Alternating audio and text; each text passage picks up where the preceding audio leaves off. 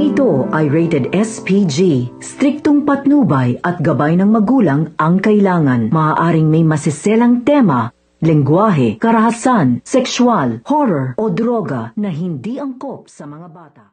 Nang madistract nga nito ni Bubbles itong si Mayor ay agad nga siyang sinundan nito sa isang silid dito nga sa loob ng munisipyo. At hindi na nga nagpasama si Mayor sa kanyang mga bodyguard dahil gusto nga niya na masulong nga itong si Bubbles.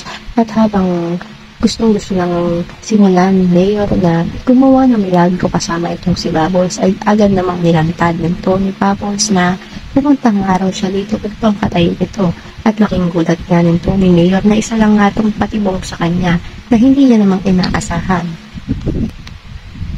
Natamaan nga nito ni Bubbles itong si Mayor ng isang baril dahil nga sa hindi na nga ito nakailan na sila ay nagsasalpukan na at narinig nga ng mga gwardiya ang pagputok nga ng baril at agad naman nagkagulo at agad siyang pinintahan sa loob ng silid at naabutan nga nila na may tama na nga itong si Mayor. At nang makatakas nga ito ay galit na galit nga itong si Bubbles ito nga kay Tanggol dahil nga ay hindi na daw sila pwedeng lumabas ng munisipyo at bumalik sa selda nang hindi nga nila napapatay itong si Mayor.